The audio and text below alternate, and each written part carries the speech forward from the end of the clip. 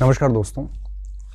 हम राजस्थान की समसामयिक सीरीज़ पढ़ रहे थे और इस सीरीज़ को हमने जनवरी 2025 से शुरू किया था और आगे कंटिन्यू रहेगी। जुलाई 26 तक तो कंटिन्यू रहेगी, उसके बाद का नहीं पता। अभी जो आगे ये भर्तियां आई हुई है, इन भर्तियों सारियों को कवर करते हुए मैं चलूँगा और इस पूरे क्रम में आज ये 15वीं कक्षा है टोटल, ठीक है। और इस कक्षा में हम राजस्थान की अगस्त महीने की जो समसामयिक है उसको कवर करेंगे। इससे पहले हमारी 14 कक्षाएं हुई हैं और इन 14 कक्षाओं को आप अपने चैनल के इस प्लेलिस्ट में, राजस्थान समसामयिक की प्लेलिस्ट बनी हुई है, उसमें देख सकते हैं। वहाँ पर आपको जनवरी से लेके जुलाई तक की और अब अगस्त तक की सारी समसामयिक क्लासें मिल जाएगी। साथ में 12 कक्षाएं हैं इसके सहित, प्लस 3 कक्षाएं प्रैक्टिस की भी है, जिसमें जनवरी से लेके जुलाई तक की प्रैक्टिस भी दी हुई है। स्पोर्ट्स की क्लासें अलग दी हुई है और स्कीम्स जितनी योजनाएं गवर्नमेंट की आई है उसकी कक्षाएं भी अलग से दी हुई हैं। चूँकि अगस्त माह की क्लास हमने ले ली थी 5 तारीख को, परंतु और 5-7 दिन वो यूट्यूब पे भी रही, 50-60 हज़ार बच्चों ने उसको देखा भी था, बट उसमें कुछ टेक्निकल एरर था। मतलब वाइट इतनी हो गई थी कि उसमें कुछ भी शब्द दिख नहीं रहे थे और कुछ वॉल्यूम को भी दिक्कत आ रही थी। तो आज फिर हमने उस क्लास को वापस रिकॉर्ड करने का प्लान किया, तो यूट्यूब से उस क्लास को डिलीट कर दिया था और इस क्लास को अब वापस रिकॉर्ड करके अपलोड करूँगा। क्योंकि उस कक्षा में जो घटनाएं थी वो तो सारी इसमें है ही, 10-12 घटनाएं और इसमें हमने ऐड करी है जो हमें बाद में और इम्पोर्टेंट लगी थी। तो जिन्होंने पहले वो अगस्त की कक्षा देखी थी वो बच्चे भी इस क्लास को देख लें और जिन्होंने नहीं देखी थी वो भी देख लेना। और इस तरह से ये अगस्त माह की करंट अफेयर्स है। इस सीरीज़ को आपका बहुत प्रेम मिला है। स्थिति ये है कि सभी कक्षाएं 1 लाख से ऊपर बच्चों ने देखी है अच्छे से और इसका फीडबैक भी इतना अच्छा है कि पिछले जितने भी पेपर हुए, सेकंड ग्रेड के जो पेपर हुए, उसमें आपने देखा मैंने प्रूफ सहित सोल्यूशन करवाया। 60 में से 50 प्रश्न जो है वो अपनी क्लासेस से रहे, इन 12 कक्षाओं से रहे, प्लस समसामयिक आर्थिक समीक्षा को साथ में लेते 20 कक्षाओं से रहे। इसके अलावा लैब असिस्टेंट के अंदर भी पीआरओ का पेपर हुआ, उसमें भी सभी में लगभग 90% प्रश्न मैंने प्रूफ सहित डाले हैं सब जगह से। आप खुद पेपर से चेक कर सकते हो।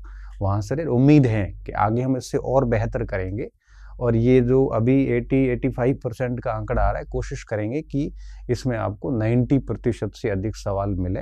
पूरी कोशिश रहेगी, हम जितने भी और अच्छे स्रोत यूज कर सकते हैं वो करेंगे।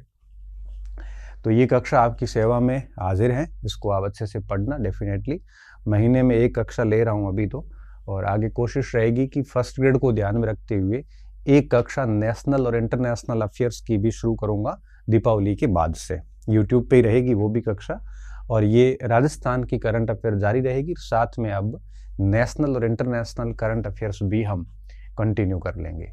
इस क्लास को पढ़ने के बाद इसकी जो पीपीटी है वो मैं मेरी जो अपना टेलीग्राम चैनल है डॉक्टर गणपत सिंह राजपुरोहित नाम से, जिसमें 1,75,000 अपन सभी सदस्य जुड़े हुए हैं। आंकड़ा इसलिए बताता हूँ ताकि मेरे नाम से कई सारे ऐसे चैनल भी है जिसका मैं एडमिन नहीं हूँ, काफ़ी सारे फर्जी चैनल भी बने हुए हैं, तो आपको उसको आइडेंटिफाई करने में आसानी रहे। तो उसमें ये शेयर कर दी जाएगी, आप चैनल को ज्वाइन कर लेना ताकि आपको नोटिफिकेशन मिलता रहे। सारी सूचनाएं मैं वहाँ देता रहता हूँ। मेरा एक ही चैनल है, यूट्यूब पे भी एक ही है, वहाँ पे भी एक ही है, ठीक है। तो अब हम बात को शुरू कर रहे हैं। ये अगस्त माह की समसामयिकी है। कई बार बच्चे कहते हैं कि सर क्या इतना समसामयिकी पढ़ने भर से हमारा काम हो जाएगा, क्या हमें और भी पढ़ना पड़ेगा? तो मैं कोई ऐसे दावे तो नहीं करूँगा, बट इतना कह सकता हूँ कि जिस भी स्टूडेंट ने मेरी क्लासेस को अच्छे से पढ़ लिया, याद कर लिया, और जो अपनी बुकलेट आएगी क्लासेस के बाद, जो जनरली हम 6-7 महीने में एक आधी जारी करते हैं, 2 जारी कर चुका हूँ, और परीक्षा से पहले करता हूँ एक, अब 30 जनवरी के दिसंबर के आसपास एक करूँगा। तो बुकलेट और क्लासेस दोनों ठीक से देख लिया, क्योंकि इनमें 80% तो मैटर कॉमन होता है, बुकलेट और क्लासेस का 10-20% इधर उधर होता है। तो मैं भरोसे के साथ कह सकता हूँ कि राजस्थान समसामयिकी की जिन जिन परीक्षाओं में पूछी जाती है वहाँ आप 80% प्लस आराम से सवाल कर पाओगे, बशर्ते आप याद कर पाते हो क्लासेस को और बुकलेट को ठीक से पढ़ते हो। इससे अधिक आपको करना है तो आपको और बढ़िया याद करना पड़ेगा। मुझे लगता है कि यह कंटेंट पर्याप्त है, आपको बहुत अधिक इधर उधर भागने की आवश्यकता नहीं है। और कई स्टूडेंट ये भी कहते हैं कि लोग सर डेली पढ़ाते हैं, आपकी 1 महीने की 1 कक्षा क्या पर्याप्त है? मैं मानता हूँ पर्याप्त ही है, क्योंकि मान लो एक व्यक्ति अगर डेली पढ़ाता है तो 3-4 पीपीटी पर लेता होगा, महीने की 120 पीपीटी होती है, और मैं एक साथ ही 120 ले रहा हूँ। तो डेली की बजाय मुझे लगता है महीने में अगर आप मुझे 2-3 घंटे का टाइम भी दे देंगे, तब भी करंट की प्रश्नों की जो समस्या है उसका आपका समाधान हो जाएगा। चलो बिना कोई देरी की बात को शुरू कर रहा हूँ, ये समसामयिक की। इस बार बच्चों के सुझावों के बाद पीपीटी को थोड़ा हमने मॉडिफाई किया है, और अब मैं, कई बच्चे कहते हैं सर इसको ब्लैक में रखो, कोई कहता है व्हाइट में रखो। अब मैं सुझाव ये नहीं सुनूंगा, क्योंकि सबकी अलग अलग पसंद है, सबको मैं राजी कभी कर ही नहीं सकता, और जो व्यक्ति सबको खुश करने का प्रयास करता है अंततः वो खुद दुखी होता है। तो मैं अब उस पर बात नहीं करूंगा।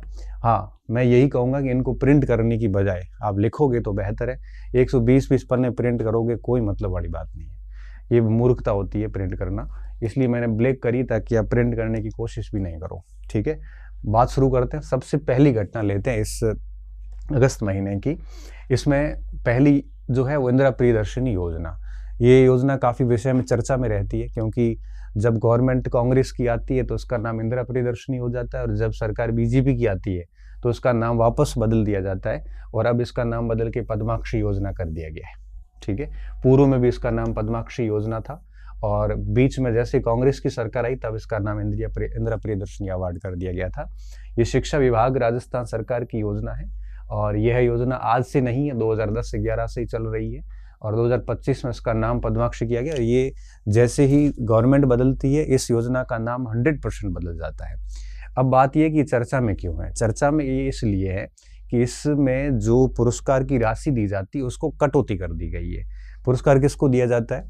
कक्षा 8वीं, 10वीं और 12वीं में जिला स्तर पे जो टॉप रहेगा, प्रथम स्थान प्राप्त करने वाली जो बालिका है, और व्यावसायिक शिक्षा में जो कक्षा 10वीं और 12वीं में राज्य स्तर पर जो प्रथम स्थान करने वाली बालिकाएं हैं, उनको राशि दी जाती है।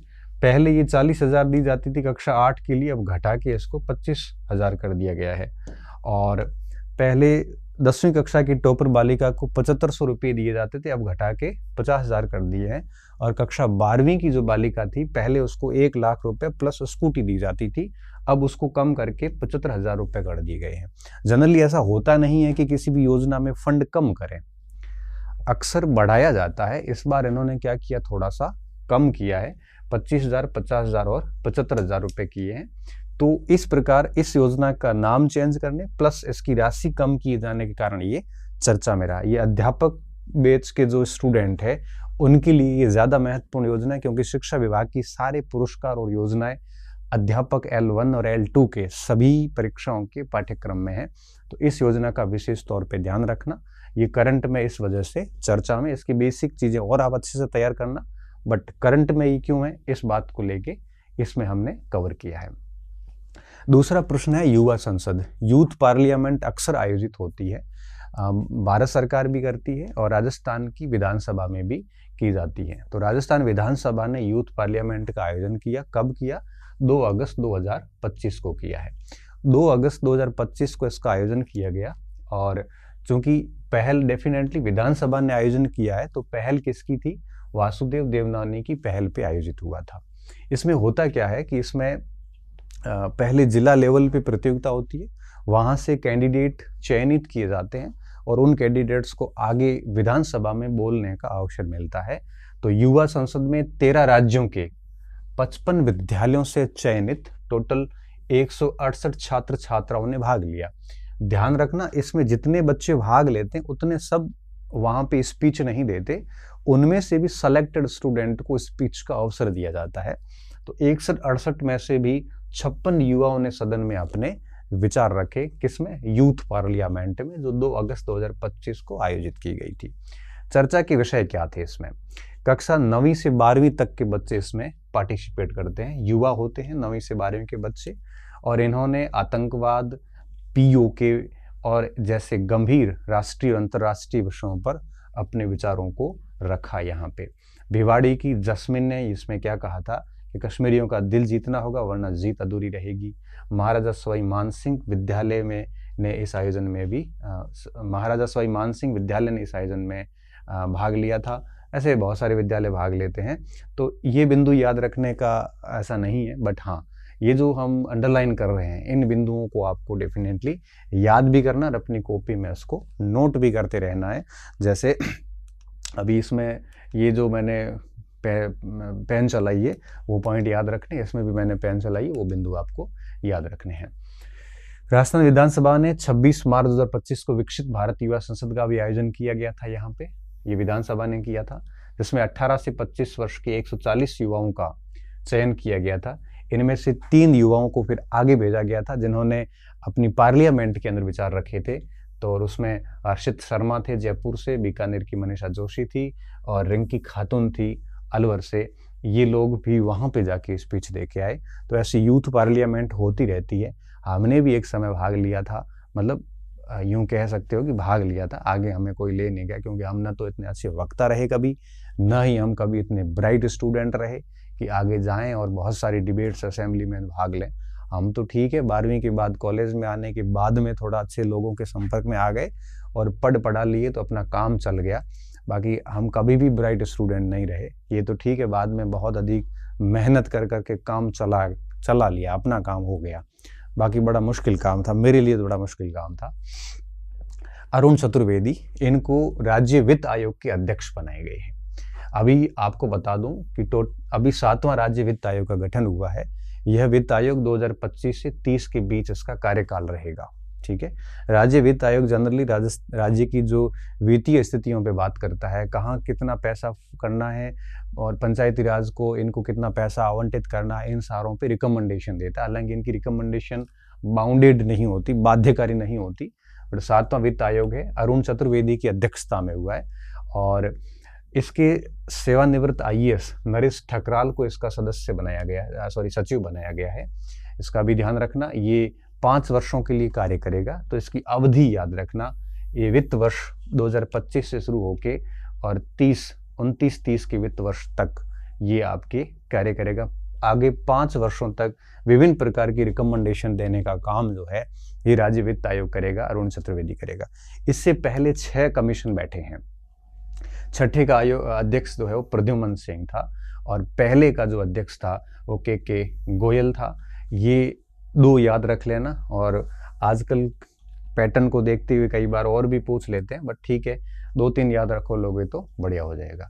पहली बार इसका जो गठन था ये एक संवैधानिक संस्था मानी गई है, क्योंकि पंचायती राज अधिनियम जो है और नगरीय अधिनियम जो है उनके भाग 9 के अनुच्छेद 243I और 43Y दोनों के अंदर इसका उल्लेख अभी मिलता है।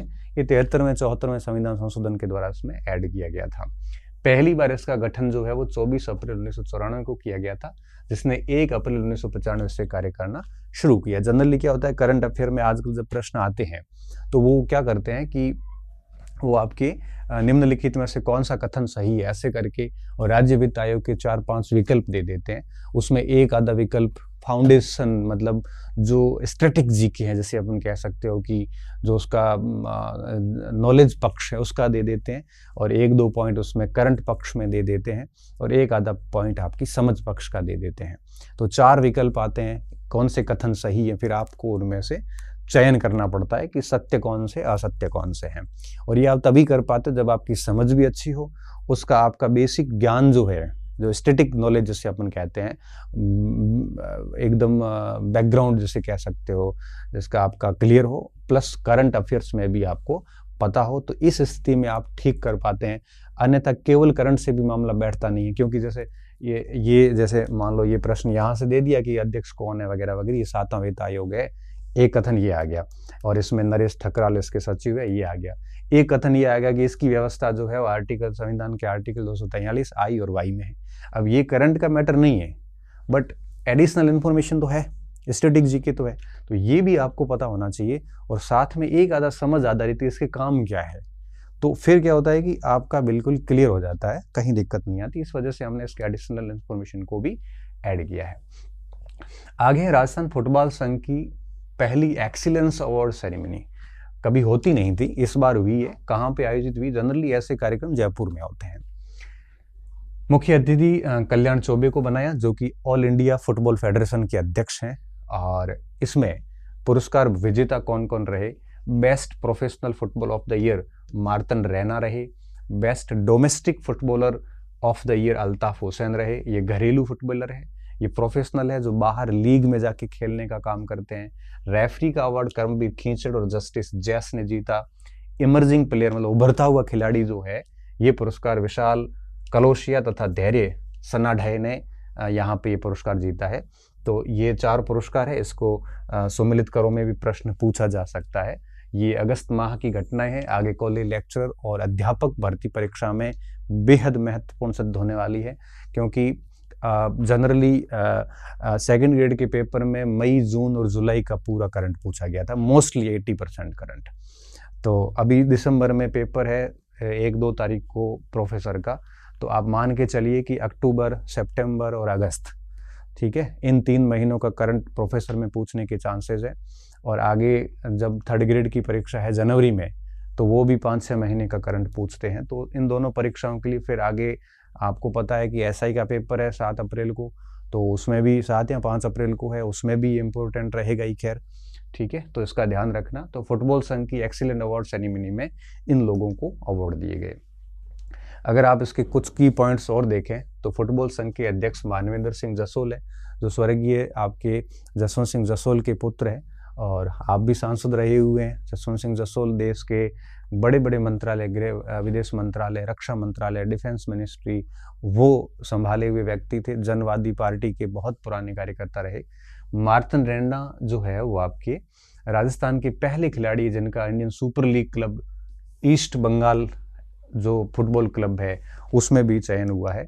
तो मार्तन रैना जो है वो आपके बेस्ट प्रोफेशनल, मैंने कहा प्रोफेशनल खिलाड़ी जो होते हैं वो ऐसे क्लब वगैरह में खेलने का काम करते हैं।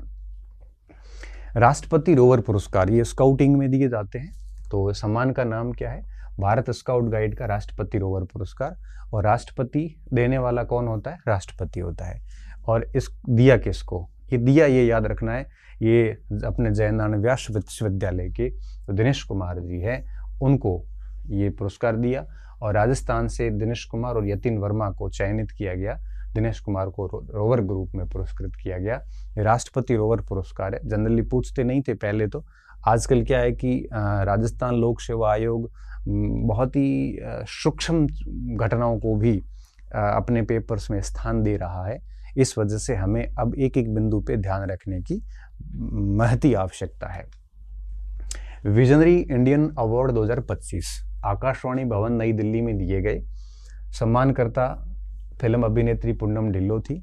और राजस्थान से किन किन लोगों को? विजनरी वो लोग होते हैं जो भविष्य की ओर देखते हैं, रूपरेखाएं बनाते हैं, एक विजन लेके चलते हैं। ऐसे भटके हुए लक्ष्य विहीन लोग नहीं होते, एक विजन पे काम करते हैं। अगर आप राजस्थान की बात करोगे तो नितिन शाश्वत जो कि डॉक्टर है, मानसिक स्वास्थ्य और जीवन में उत्कृष्ट योगदान दे रहे हैं। डॉक्टर पीयूष त्रिवेदी आयुर्वेद मर्म रोगी विशेषज्ञ, सुरेश पांडे, कुलदीप तिवारी, विनोद पानेरी शिक्षा समाज सेवा से रिलेटेड है, आभा शंकर कला से रिलेटेड है। तो इन लोगों को सम्मानित किया गया। ये सारे के सारे विजनरी इंडियन अवार्ड्स दिए गए। किसके द्वारा दिए गए? आकाशवाणी भवन में पूनम ढिल्लों सम्मान देने वाली थी। ठीक है। आरसीए राजस्थान क्रिकेट एसोसिएशन काफी चर्चित रहा है पहले, अब इसके भवन का जो नाम था वो बदल दिया है और मेजर ध्यानचंद भवन कर दिया गया है। ये प्रस्ताव खेल विभाग राजस्थान सरकार ने भेजा था और राज्यवर्धन सिंह जो कि संबंधित मंत्री है, इन्होंने इसको स्वीकृति देते हुए आरसीए का नाम अब मेजर ध्यानचंद भवन कर दिया गया है। आरसीए के अध्यक्ष कौन है? धनंजय सिंह खीमसर है और ये सवाई मान सिंह स्टेडियम के अंडर में रखते हुए अपना काम करते हैं। तो इसका नाम परिवर्तन हुआ, इस वजह से हमने इसको स्थान दिया है। राजस्थान राज्य हैंडबॉल संघ चुनाव 2025। अब हैंडबॉल संघ चुनाव के अंदर क्या क्या ध्यान रखना है? चुनाव अधिनियम राजस्थान खेल अधिनियम 2005 के तहत निर्वाचित पदाधिकारी, इसके अध्यक्ष कौन है? संघ के ललित कलाल है, कलाल जनरली बांसवाड़ा में रहते हैं। और सचिव यश प्रताप सिंह है जो कि टोंक से रिलेटेड है। की पॉइंट क्या है कि राजस्थानी जो तीरंदाजी संघ है, अब ये अभी चुने गए हैं, निर्वाचित लोग हैं, ये निर्वाचित सदस्य जो वर्तमान में अभी निर्वाचित किए गए। तीरंदाजी संघ के अध्यक्ष कौन है? दीपेंद्र सिंह खंगारोत हैं। कुश्ती संघ के अध्यक्ष राजीव दत्ता है। ओलंपिक संघ के अध्यक्ष तेजस्वी गहलोत हैं।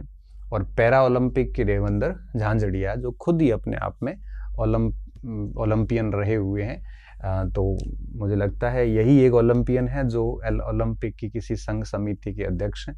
बाकी सारों का संबंध खेल से मुझे लगता है नहीं। इसमें ये पूछते हैं, अभी फर्स्ट ग्रेड सेकंड ग्रेड में भी इनसे संबंधित प्रश्न आए हुए हैं। जयपुर एयरपोर्ट को सम्मान दिया गया है। ठीक है, एयरपोर्ट को सम्मान कब देते हैं? जब एयरपोर्ट के अंदर यात्रियों का जो फीडबैक होता है वो अगर बढ़िया फीडबैक हो और परिचालन की दक्षता वगैरह जो है वो उद्देश्य क्या होता है इनका कि इनकी दक्षता को बढ़ाना और अनुभवों को और बेहतर करना, इस वजह से सम्मानित किया जाता है। जयपुर को 3 पुरस्कारों से सम्मानित किया एयरपोर्ट को। एक तो विमान नेविगेशन सुरक्षा के लिए पुरस्कार दिया कि इनका नेविगेशन बहुत अच्छा है। स्मार्ट मॉनिटरिंग सिस्टम के लिए दिया गया, मॉनिटरिंग बहुत बढ़िया है। और सर्वोच्च प्लेटिनम पुरस्कार जहाँ पे डिजिटल और ऑटोमेटेड प्रोजेक्ट्स के लिए काम किया है। तो इन 3 चीज़ों के लिए जयपुर एयरपोर्ट को सम्मानित किया गया। रातड़ियारी डेयरी, यह जैसलमेर का एक स्थान है और यहाँ से अभी आप चित्र देख सकते हो, हड़प्पा सभ्यता के अवशेष हमें प्राप्त हुए। काफ़ी इम्पोर्टेंट है और ऐसे पहले से इस परीक्षा में अक्सर पूछे जाते हैं। तो देखो, ये थार मरुस्थल में हड़प्पा जुड़ी नई खोज है और रामदेवरा के आसपास इसका है वो ये क्षेत्र मिला हमें। हड़प्पा कालीन है, लगभग 4500 वर्ष पुराने ये हमें पुरातात्विक स्रोत है वो प्राप्त हुए हैं। ठीक है, ये पहला हड़प्पा पुरातात्विक स्थल होगा जो बताएगा कि हड़प्पा सभ्यता का रेगिस्तान में भी विस्तार था, क्योंकि कालीबंगा, रंगमहल, उसके बाद बाड़मेर, जैसलमेर, बीकानेर को छोड़ो, मतलब हाँ बीकानेर को भी ले लो, इन क्षेत्रों में हड़प्पा कालीन साक्ष्य मिले नहीं कहीं पे। तो ये पहला ऐसा स्थान होगा रातड़ियारी डेयरी। तो ध्यान रखा, ये आपके यहाँ से ये सारे उपकरण प्राप्त हुए हैं जिनसे पुरातत्व शास्त्रियों ने अनुमान लगाया है कि ये डेफिनेटली हड़प्पा कालीन है। तो ये स्थान आप याद रखना, काफ़ी महत्वपूर्ण स्थान है और इसमें 3 चीज़ें याद रखनी है। जैसलमेर में है, हड़प्पा सभ्यता से रिलेटेड है बस, और तीसरा स्थान का नाम, क्योंकि ये ऐसे भी पूछ सकते हैं कि रातड़िया की डेयरी का संबंध किससे है, हड़प्पा सभ्यता इस टाइप से, पुरातात्विक स्थल इस टाइप से, या ऐसे भी पूछ सकते हैं कि किस जिले से संबंधित है, या ये भी पूछ सकते हैं कि हाल ही में पश्चिमी राजस्थान में कौन सा हड़प्पा कालीन स्थल की खोज की गई, ये भी पूछ सकते हैं, है ना। तो इसको इस प्रकार से आप ध्यान रखना। अब अगर बात करूं कि इसको खोजने में किन का योगदान है, तो जनरली ये लोग जो शोधार्थी होते हैं, जो रिसर्च करते हैं, पीएचडी करते हैं, वो पीएचडी के दौरान क्षेत्रीय भ्रमण करते, वहाँ से उनको ये चीज़ें प्राप्त होती है। तो कौन थे ये करने वाले? दिलीप कुमार सैनी थे, राजस्थान विश्वविद्यालय की पीएचडी स्कॉलर हैं। पार्थ जगानी थे जो कि इतिहासकार है। प्रोफेसर जीवन सिंह खरकवाल थे, तमेग पंवार थे, ये सारे इसमें शामिल थे। चतर सिंह जाम रामगढ़ के, प्रदीप कुमार गर्ग थे, डॉक्टर रविंद्र देवरा थे। और यहाँ से ये मृदभांड है, कटोरे हैं, चर्ट से बनी ब्लेड है, मिट्टी और शंख से बनी चूड़ियाँ, टेराकोटा के त्रिकोण, ये सारे यहाँ से हमें प्राप्त होते हैं। तो इसका थोड़ा सा ध्यान रख लेना। नेत्र कुंभ शिविर, ये काफ़ी चर्चा में रहा इस समय आपको पता है कि 2 सितंबर तक रामदेवरा मेला भरा गया था। रामदेवरा बाबा रामदेव जी का स्थल है, पूजा स्थल है। हालांकि इस जगह पे लाखों श्रद्धालु बाहर से वो पैदल जातारू आते हैं। तो यहाँ पर एक नेत्र कुंभ 2025 मेला लगाया था, जिसमें तकरीबन 1.25 लाख श्रद्धालुओं की निःशुल्क आंखों की जांच की गई थी। ये सबसे बड़े मेलों में से एक माना जाता है। तो ये रामदेवरा में इसका आयोजन किया गया था और ये आरएसएस की विंग के द्वारा किया गया था। राजस्थान का पहला fully operational waste to energy plant, waste का मतलब होता है अपशिष्ट, और अपशिष्टों को ऊर्जा में कन्वर्ट करने का प्लांट है। और यह राजस्थान का पहला ऐसा प्लांट है जो फुल्ली ऑपरेशनल है, पूरा काम उसका यही है। ये जयपुर के लांगडियावास में स्थित है और इसका पीपीपी मोड पे संचालन हो रहा है। पीपीपी मोड का मतलब होता है जिसमें पब्लिक और प्राइवेट दोनों सेक्टर मिलकर काम करते हैं और संचालित हैं। और इसके ऑपरेटर जो है, इसको चलाने वाला जो है, प्राइवेट मोड में कौन है? Jindal urban waste management limited इसके ऑपरेटर है। प्रतिदिन लगभग 1000 मीट्रिक टन कचरे को, जो शहरों का कचरा होगा, उसको ये प्रोसेसिंग करेंगे और प्रोसेसिंग करने के बाद में 12 मेगावाट प्रति घंटा की दर से लाइट पैदा करेंगे और इस लाइट को बेचने पर इनको है वो इनकम भी होगी। साल भर में ये 9.5 करोड़ यूनिट बिजली का उत्पादन करेंगे। ये अपने आप में इतनी प्यारी एक पहल है जिसमें देखो कचरे का निस्तारण भी हो रहा है और ऊर्जा भी बन रही है, और ऊर्जा को बेचने से जो पैसा मिलेगा उससे इनका खर्चा भी निकलेगा, इनका इनकम भी होगी और लाइट भी सप्लाई भी होगी, तो ऊर्जा की जरूरतें भी पूरी हो जाती है। तो ये अपने आप में एक शानदार पहल मानी जाती है। ऐसी पहलें जो होती है वो जनरली इसलिए की जाती हैं 1-2 बार स्टार्टिंग में कि पायलट प्रोजेक्ट के तौर पे कि भाई सक्सेस हो जाए, और सक्सेस हो जाती है तो उसके बाद उसको विभिन्न स्थानों पर लागू कर दिया जाता है। तो राजस्थान की पहली fully operational waste to energy है जो कि जयपुर के अंदर लागू की गई है। धीरे धीरे अगर ये सक्सेस होती है तो निश्चित तौर पे राज्य के अन्य जिलों में भी जो स्पेशली नगरीय क्षेत्र है वहां पे लागू की जा सकेगी।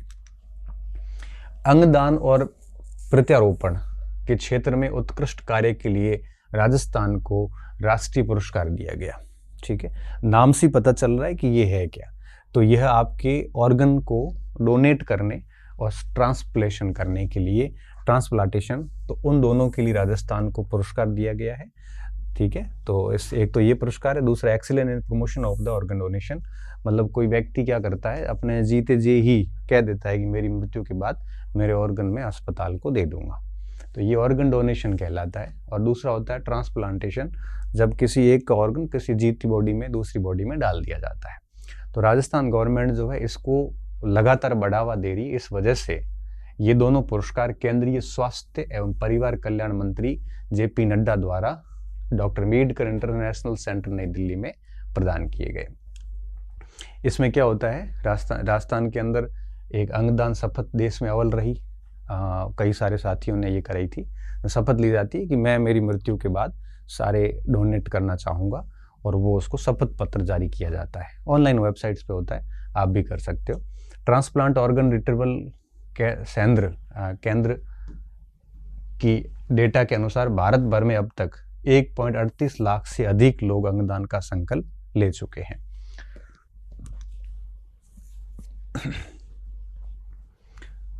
सेंटर केंद्रों को ऐसे लिखते हैं, ये फॉन्ट चेंज हुआ है तो चेंज हो गया।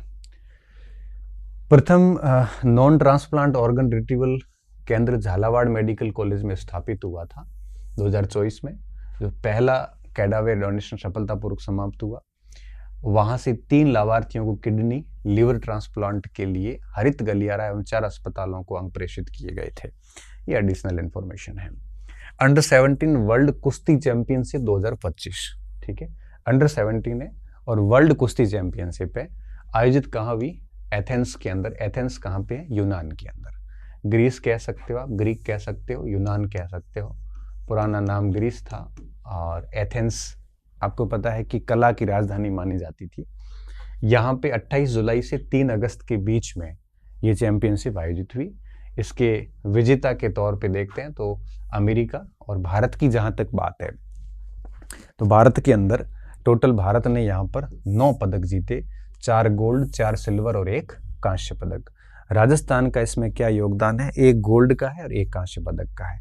अश्विनी बिश्नोई ने 65 किलोग्राम में गोल्ड जीता, जो भीलवाड़ा से रिलेटेड है, और कोमल वर्मा ने, जो कि सीकर से हैं, और इन्होंने कांस्य पदक जीता। ये 49 केजी में है और अश्विनी बिश्नोई 65 केजी कैटेगरी में आते हैं। तो ये प्रश्न आते हैं आजकल, और छोटी छोटी चैंपियनशिप ही पूछी जाती है, तो बहुत बड़ी चैंपियनशिप है।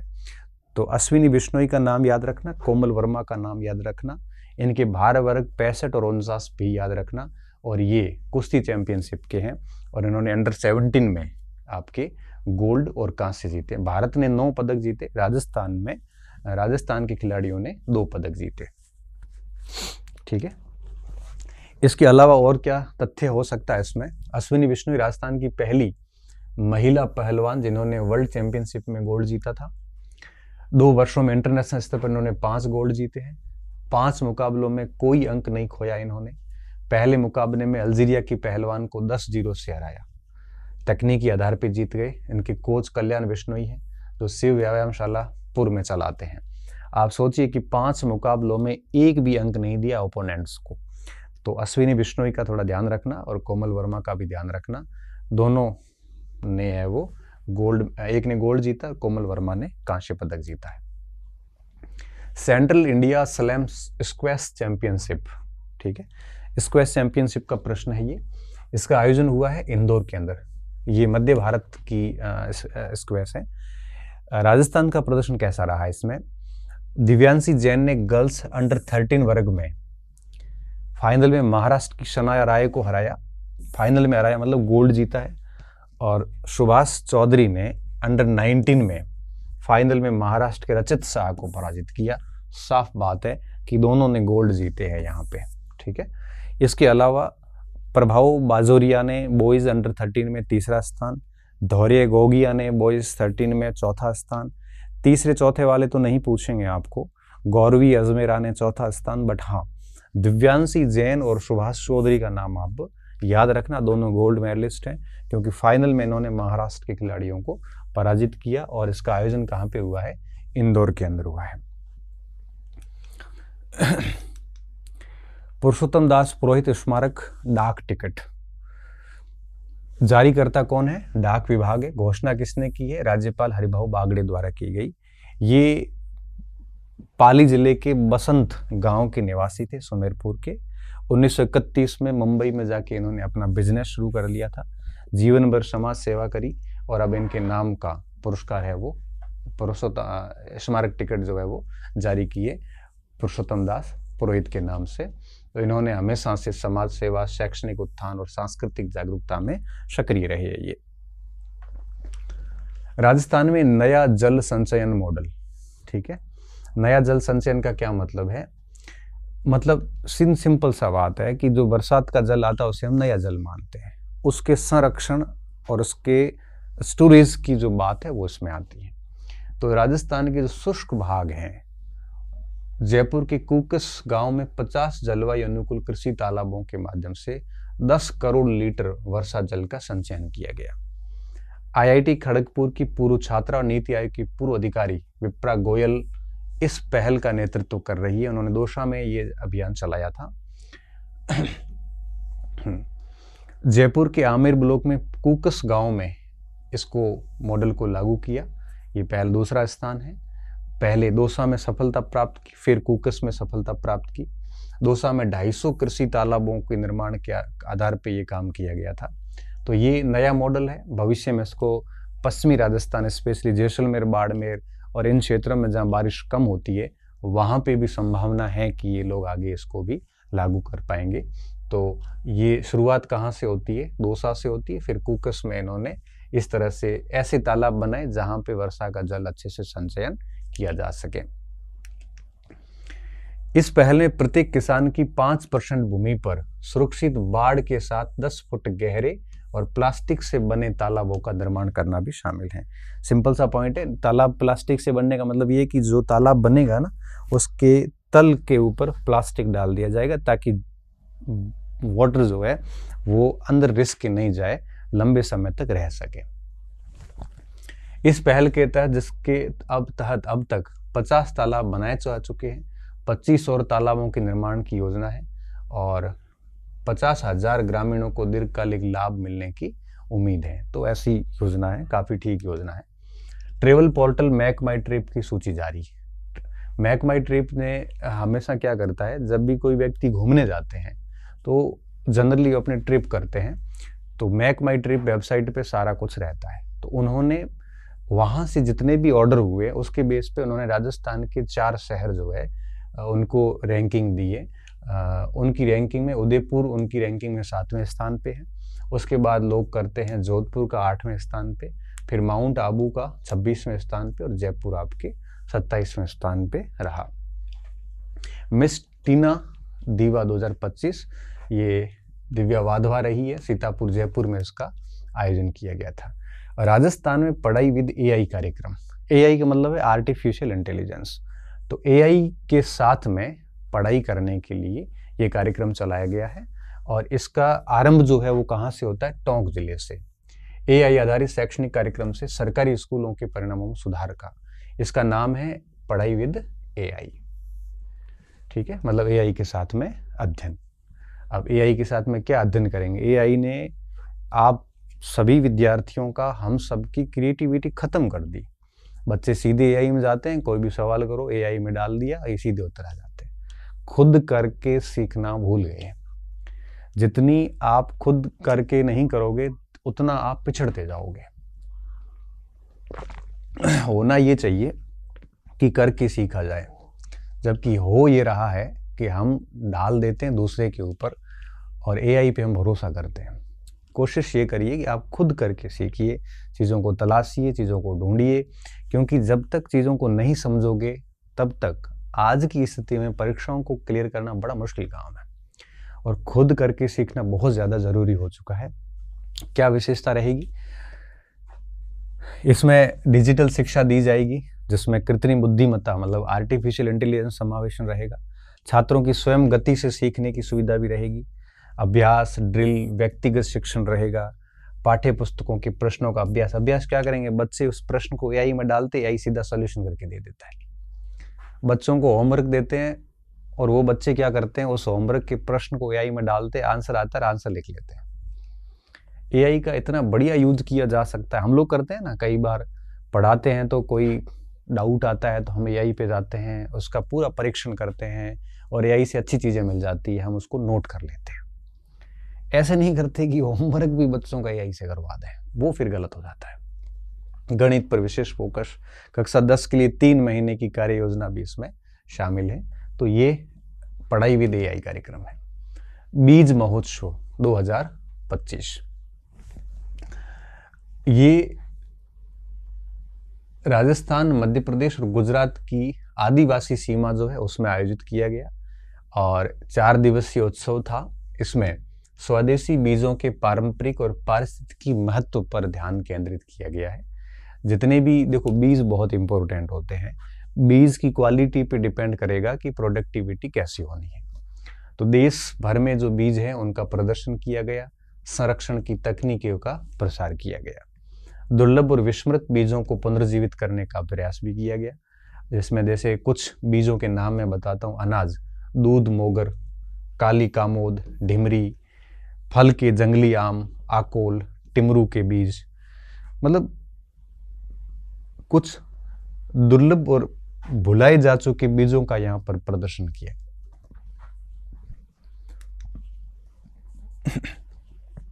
बीज मित्र और बीज माता सम्मान भी स्थानीय लोगों को दिया गया और इसमें कई सारी सहयोगी संस्थाएं थी। वागड़ धारा, आदिवासी स्वराज संगठन, ग्राम स्वराज समूह, सक्षम समूह, बाल स्वराज समूह, ये सब मिलके इस कार्यक्रम का आयोजन किए थे। ट्विन सिटी प्रोग्राम, ट्विन का मतलब 2, जोधपुर के अंदर पाली क्षेत्र और कांकाणी क्षेत्र, इन दोनों को मिला के ट्विन सिटी प्रोजेक्ट लाया गया है और इस प्रोजेक्ट के अंदर आपके कॉरिडोर विकसित किए जाएंगे, इन्वेस्टमेंट किया जाएगा।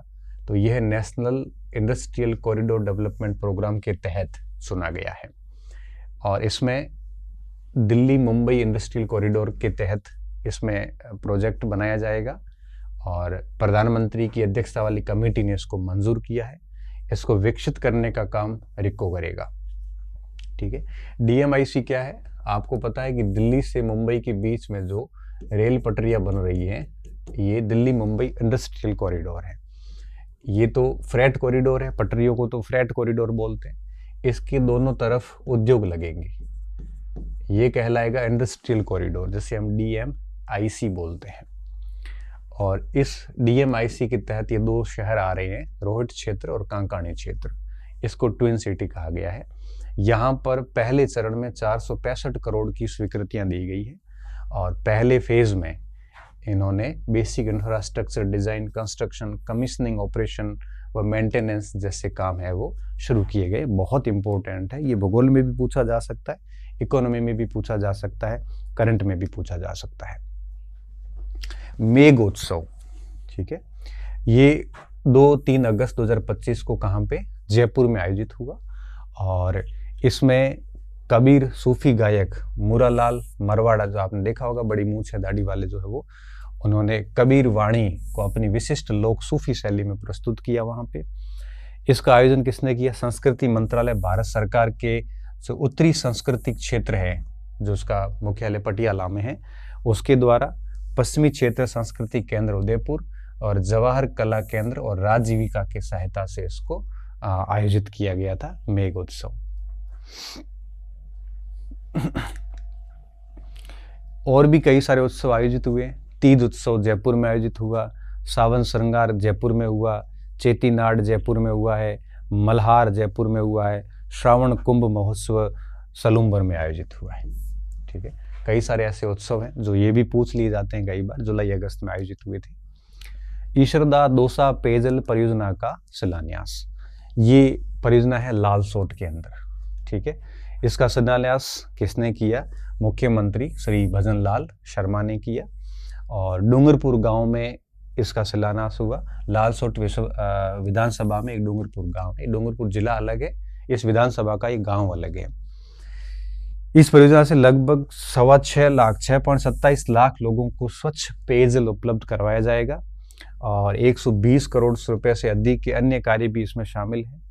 ठीक है, 350 करोड़ की लागत, ये 50 करोड़ 300 करोड़ ये आपसे कोई प्रश्न नहीं करेंगे। हाँ, स्टार्टिंग की जो ये 4 बातें हैं ये आपको ध्यान से याद रखनी है, क्योंकि अक्सर यही पूछी जाती है कहाँ पे है और कितने लोगों को फायदा होगा, उद्देश्य क्या है यहाँ पे, बस इतना सा हमें ध्यान रखना है। मुंशी प्रेमचंद साहित्य सम्मान, अभी मुंशी प्रेमचंद की 145वीं जयंती मनाई गई और इसी के अवसर पर जो कृषि केंद्र है दुर्गापुर में, वहां पर आभा काम संस्था के द्वारा इसका आयोजन किया गया था। और इसमें सम्मान किसको दिया?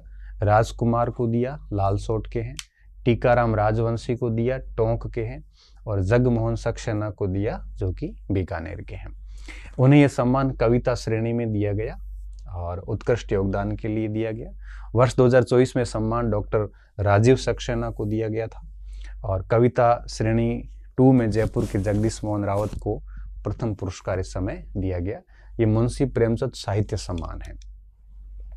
राजस्थान में राइफल और मशीन गन का निर्माण। ठीक है, अब आप पता है कि जब 2014 से बीजेपी की सरकार आई है तब से मेक इन इंडिया पे बात की जा रही है। मेक इन इंडिया का मतलब है भारत के अंदर ही निर्माण कार्य करना, और भारत के अंदर निर्माण कार्य करने के लिए इन्वेस्टमेंट भी यहीं होना चाहिए। तो make in India rising Rajasthan के तहत राजस्थान में 1500 करोड़ रुपए से अधिक की रक्षा परियोजनाएं स्वीकृत की गई। इसमें ये राइफल और मशीन गन का निर्माण करवाया जाएगा, क्योंकि देश को डिफेंस के मामले में आत्मनिर्भर होना जरूरी है। जोधपुर और जयपुर में गन के पुर्जों का निर्माण होगा। बोरानाडा में बेल्ट निर्माण और विकेंद्रीकृत आपूर्ति प्रणाली स्थापित की जाएगी। इसके अलावा स्नाइपर राइफल वगैरह ये सारे यहाँ पे बनेंगे। कहाँ पे? जोधपुर और जयपुर के अंदर ये काम किया जाएगा। ये इकाइयां आबादी से 8-10 किलोमीटर दूर की स्थापित की जाएगी। भूमि आवंटन अलग से किया जाएगा और साथ में ये एंटी एयरक्राफ्ट सिस्टम है, काउंटर रॉकेट है, आर्टिलरी मोर्टार सिस्टम है, ये भी यहाँ पे स्थापित किया जाएगा।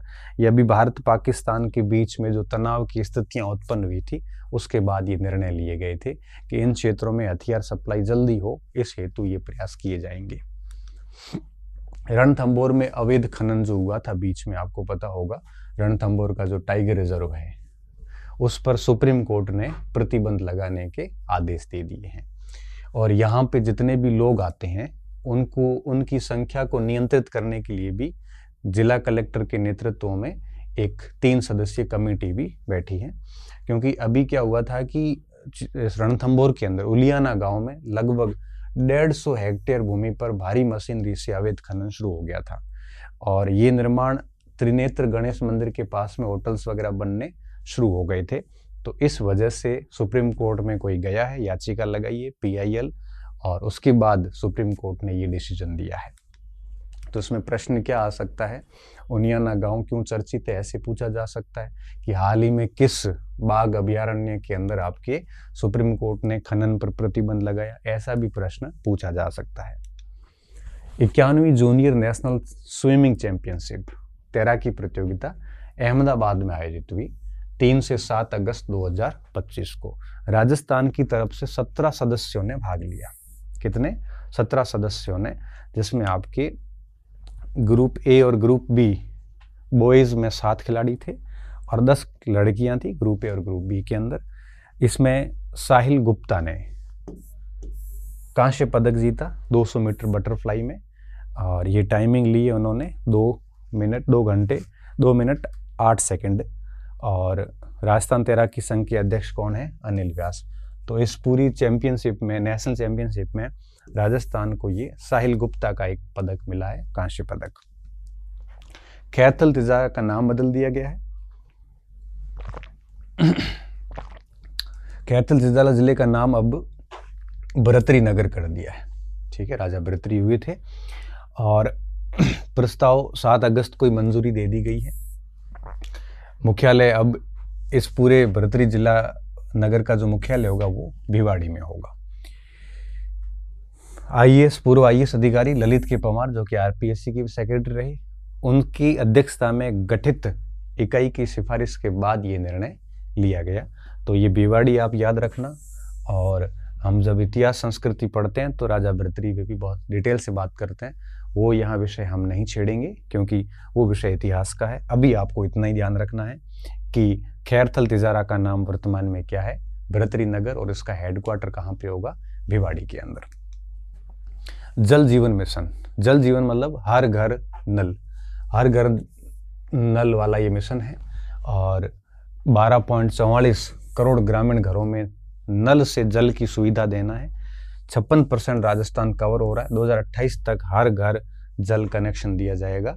ये योजना जो है वो आपके 2019 से चल रही है। इस समय काफ़ी अच्छे मोड में काम कर रही है ये। प्रखर सिंघवी, ये प्रश्न पूछा जाने योग्य है। ये कोपरनिकस गणित ओलंपियाड एक अंतर्राष्ट्रीय स्तर की प्रतियोगिता है।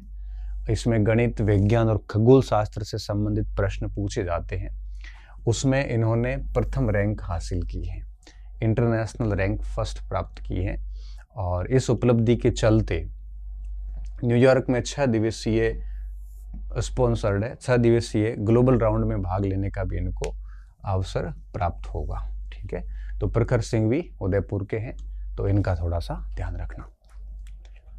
राजस्थान पीड़ित प्रतिकर योजना 2011, इसमें क्या है कि अपराध के पीड़ित जो होते हैं, अपराध के बाद में कोई क्राइम हो गया, उसके बाद में पीड़ित पक्ष तो एक होता ही होता है। पीड़ित या उनके आश्रित, कोई मर गया तो उसके बाद उसके ऊपर जो आश्रित थे उनका चिकित्सा व्यय, उनका पुनर्वास और अंतिम संस्कार लागत के लिए यह योजना लाई गई है। इसमें 14.25 लाख रुपए की राशि स्वीकृत की गई है और इसको ये SLSA और DLSA राज्य विधिक सेवा प्राधिकरण और जिला विधिक सेवा प्राधिकरण के द्वारा संचालित किया जाएगा। ये योजना बहुत ज़रूरी भी है। कोई व्यक्ति मर गया, घर पे गरीब आदमी है, कोई है नहीं पीछे, तो उसका अंतिम संस्कार भी कौन करे, उसके लिए भी आर्थिक संकट आ जाता है। तो इस हेतु ये योजना लाई गई है। ये केवल वे पीड़ित ही पात्र होंगे जो अन्य योजना से मुआवजा प्राप्त नहीं हुआ हो। और ये सारे कानूनी आधार है। संविधान का अनुच्छेद 39A समान न्याय और निःशुल्क कानूनी सहायता की बात करता है और इसके बेस पे ही इन्होंने सालसा और डालसा ने, मतलब SLSA और DLSA ने इसकी रिकमेंडेशन दी है। विश्वकर्मा युवा उद्यमी प्रोत्साहन योजना, मैंने आपको कई बार बताया है कि विश्वकर्मा को वे लोग देवता मानते हैं जो स्किल की दुनिया में है, जो कला की दुनिया में है, सुथार हो चाहे वो आपके लुहार हो, ऐसे वर्ग, ऐसी कम्युनिटीज जो क्रिएटिव काम करती है, बेहद क्रिएटिव सृजनशील काम करती है, जो स्किल्ड में होते हैं, है ना, उन सभी को विश्वकर्मा वो मानते हैं। तो विश्वकर्मा से सीधा सीधा मतलब ये होता है कि ये स्किल्ड पर्सन लोग हैं। ये 23 अगस्त 2025 को इसका अनुमोदन हुआ और 18 से 45 वर्ष के जो युवा है वो कोई नया उद्यम अगर स्थापित करते हैं या फिर पुराने उद्यम को विस्तार देते हैं तो उनको प्रोत्साहित करने के लिए योजना लेके आए हैं। और इसका उद्देश्य सिर्फ इतना है कि स्वरोजगार और उद्यमशीलता को बढ़ावा देना। नए उद्यम स्थापित करने वाले का मैटर है 18 से 45, राजस्थान के स्थायी निवासी होने चाहिए और इन लोगों को आपके विशेष शिल्पकारों को अतिरिक्त लाभ दिया जाएगा। क्या लाभ मिलेंगे? देखिए, इनको 2 करोड़ तक के लोन अधिकतम दिए जा सकेंगे और ब्याज 8% ब्याज सब्सिडी मिलेगी। मतलब अगर 10% के हिसाब से लोन लिया है तो उसके केवल 2% ही ब्याज लगेगा, 8% गवर्नमेंट देगी। और अगर कोई SC ST या दिव्यांग उद्यमी है तो 1 करोड़ से अधिक के ऋण पर केवल 1% अतिरिक्त ब्याज अनुदान और मिलेगा, मतलब 9% मिलेगा। और अगर वो 9% पे लोन लिया तो उसके लिए लोन फ्री है एकदम। मार्जिन मनी भी दी जाएगी उसको 25% के आसपास, मतलब 5 लाख रुपए और उसको सहायता भी दी जाएगी इसकी। ये बहुत इंपॉर्टेंट पॉइंट है। तो ये राजस्थान सरकार की बड़ी महत्वाकांक्षी योजना है जो राजस्थान @ 2047 विजन को फॉलो करेगी और इसको उद्योग और वाणिज्यिक मंत्रालय द्वारा क्रियान्वयन किया जाएगा। तय बात है, उद्योग मंत्रालय करेगा इसको। और ये ऋण बैंकों के माध्यम से प्राप्त होगा, ये बात भी फिक्स है, इसमें भी कुछ याद करने की आवश्यकता नहीं। याद करने का जो बिंदु है वो ये है, ठीक है, ये बिंदु है वो याद करने का। साथ में आपको ये पॉइंट है वो थोड़ा ध्यान रखना है। संस्कृत दिवस समारोह 8 अगस्त 2025 को मनाया गया राजस्थान विश्वविद्यालय के अंदर RU में। इसके संयोजक प्रोफेसर ज्योत्सना वशिष्ठ थे, विभागाध्यक्ष HOD संस्कृत। और इसमें मुख्य वक्ता के रूप में राधा वल्लभ त्रिपाठी को बुलाया गया। बाकी इसमें याद करने जैसा कुछ नहीं है। हाँ, इतना सा ध्यान रखना कि संस्कृत दिवस समारोह RU में मनाया गया। नॉलेज एनहेंसमेंट प्रोग्राम, एनहेंसमेंट का मतलब होता है वृद्धि करना। किसानों की जानकारी और क्षमताओं में वृद्धि हेतु उनको विदेशी भ्रमण पर भेजना है और उनको प्रशिक्षण देना है ताकि खेती किसानी की उनको नॉलेज एनहेंसमेंट हो, नॉलेज वृद्धि हो। इसके तहत टोटल 100 किसानों को नीदरलैंड, ऑस्ट्रेलिया, न्यूजीलैंड, ब्राजील, ये सारे कृषक देश हैं, यहाँ इनको भेजा जाएगा ताकि ये यहाँ से सीख सके। 7 दिन के लिए ये बाहर रहेंगे। नवंबर 25 से मार्च 2026 के बीच में इनको बाहर भेजा जाएगा। ये कहलाएगी नॉलेज एनहेंसमेंट प्रोग्राम।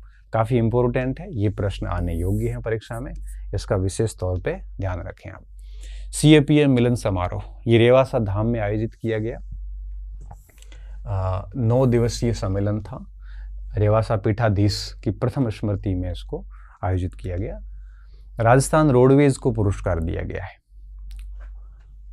हालांकि रोडवेज को किस बात का पुरस्कार दिया ये मेरी समझ से बाहर है, फिर भी हम पढ़ेंगे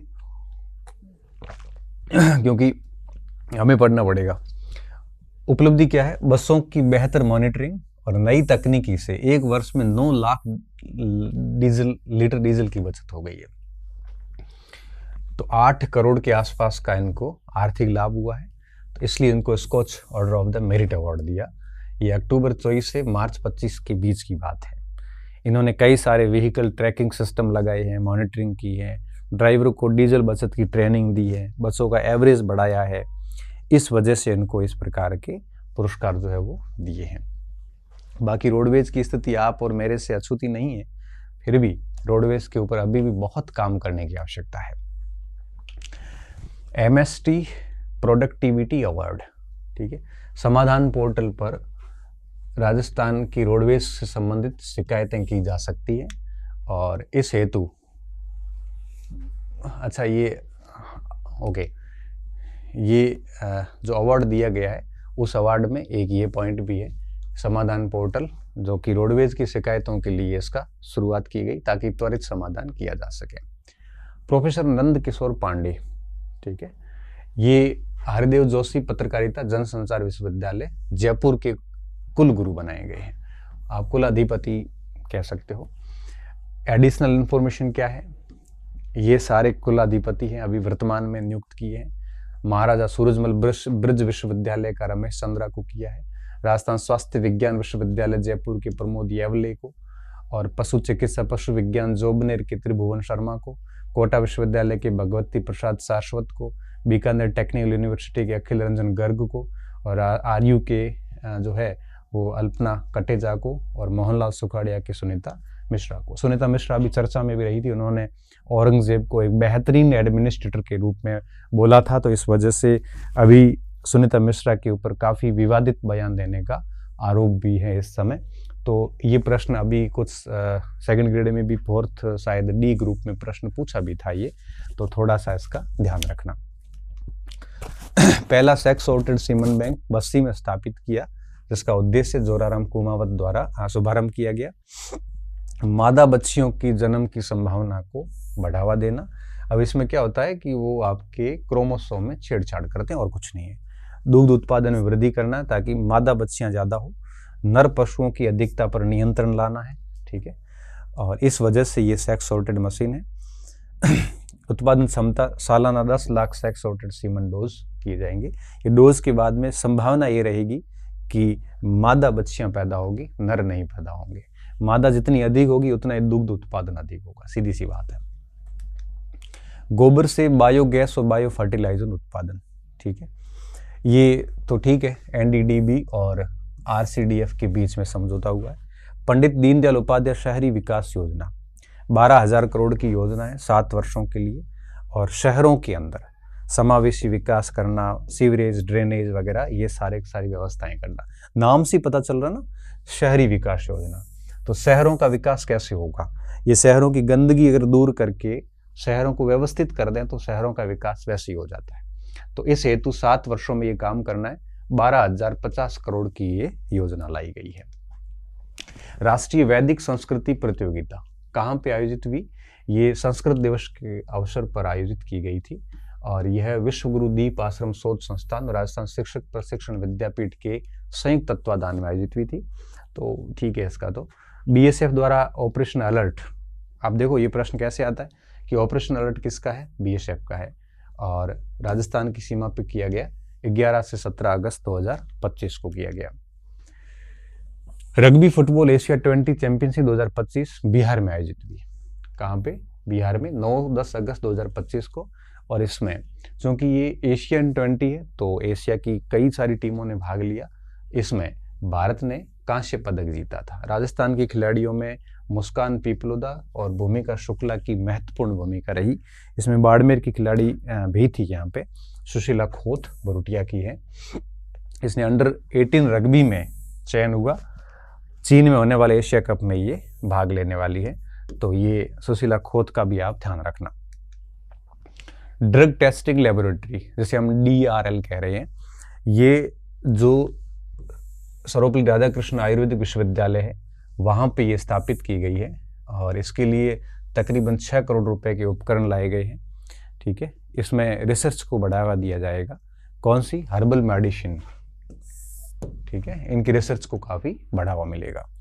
पुलिस पदक, राष्ट्रपति पुलिस पदक आपके किसको दिया है? VK सिंह को। ये SOG के इंचार्ज हैं और पेपर लीक मामले में काफ़ी बढ़िया काम कर रहे हैं। अभी SI भर्ती हो, चाहे आपके वन रक्षक वनपाल वाला मैटर हो, चाहे वो आपके पिछले बहुत सारी परीक्षाओं की जांचें इनके पास में है, और काफ़ी अच्छा काम कर रहे हैं। इस हेतु उनको राष्ट्रपति पुलिस पदक 2025 में से सम्मानित किया गया।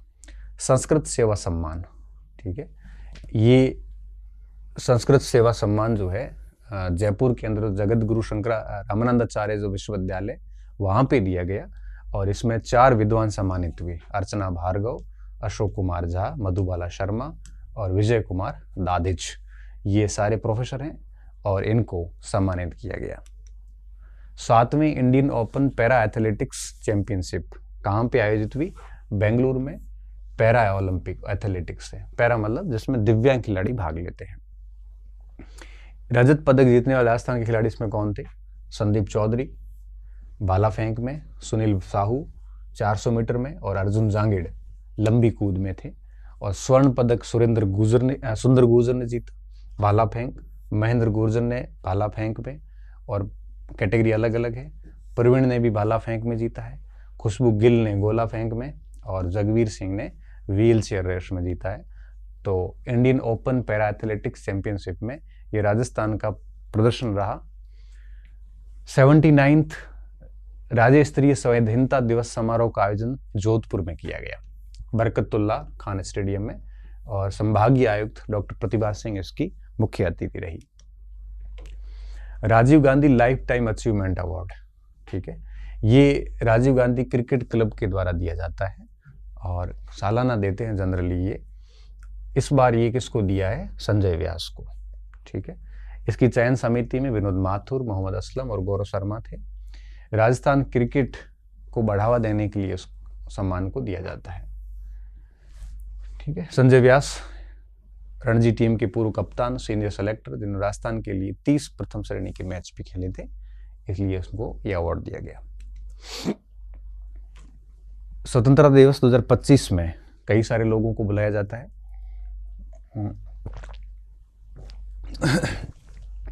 3 सरपंच जो है वो लाल किले की विशिष्ट अतिथि बनी। किस लिए? स्वच्छ भारत मिशन ग्रामीण के तहत ODF प्लस करने के लिए, और साथ में जल जीवन मिशन में बढ़िया काम करने के लिए। ODF प्लस में क्या है? ODF में आता है ओपन डिफेक्शन फ्री, जिसमें शौच से मुक्त गांव। प्लस में क्या आता है कि शौच से मुक्त गांव के साथ साथ अपशिष्ट वगैरह उसका निस्तारण भी हो, तो उसे हम ODF प्लस कहते हैं। ये जो आपके अमृत 2.0 वगैरह है उसकी योजना आ जाती है। उसमें बढ़िया काम किया था। किस किस ने?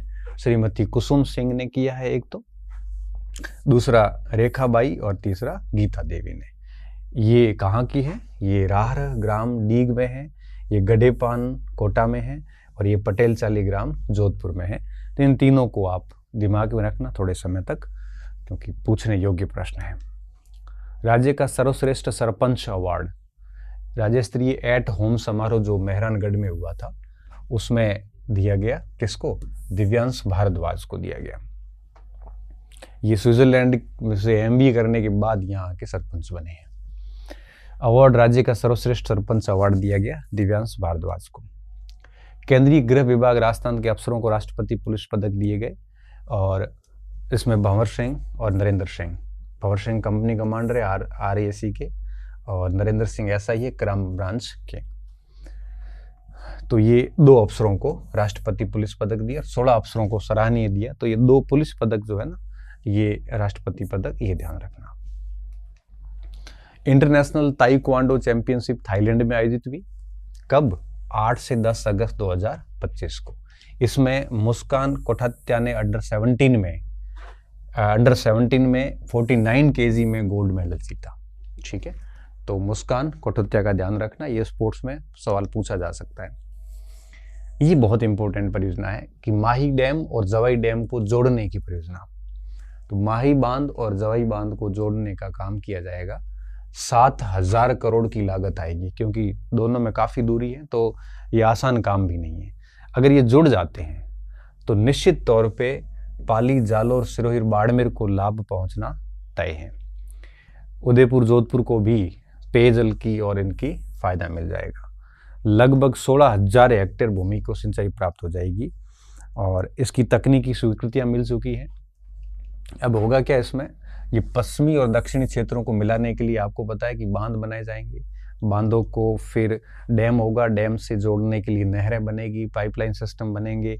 तो इससे क्या होगा कि बीच में आने वाला सारा एरिया जो है वो आपके पानी उनको मिलेगा, और पानी मिलने से क्या होगा कि सारे क्षेत्र का एक प्रकार से विकास हो जाएगा। इस वजह से इस योजना को जोड़ने की परियोजना शुरू की गई है। राजस्थान की डेफ शूटिंग खिलाड़ी अनुया प्रसाद, डेफ शूटिंग की खिलाड़ी अनुया प्रसाद ने जापान के टोक्यो में होने वाले ये डेफ ओलंपिक क्वालिफाई किया है। पहले इन्होंने हनोवर में भी अनुया प्रसाद ने स्वर्ण पदक जीता था, तो इस बार इनने जापान के टोक्यो में होने वाले उसके लिए गेम के लिए क्वालिफाई किया है। न्यूयॉर्क में राना डे, राना का मतलब Rajasthan association for north America, तो वहाँ जो रहने वाले राजस्थानी उनका संगठन है ये, जो न्यूयॉर्क में है, और 6 अगस्त 2025 को राना डे घोषित किया। ये 25 वर्ष हो गए, और राजस्थानी पर्यटन वर्ष है वहाँ पे। ठीक है। और वहाँ पे दलवीर भंडारी, महाराजा गज सिंह, मुख्यमंत्री दिया कुमारी, ये संरक्षक मंडल में है वहाँ पे, तो इसका थोड़ा ध्यान रखना राना डे का। ठीक है। शिक्षा संजीवनी बीमा योजना, ये फरवरी 2025 में उदयपुर में शुरू की गई।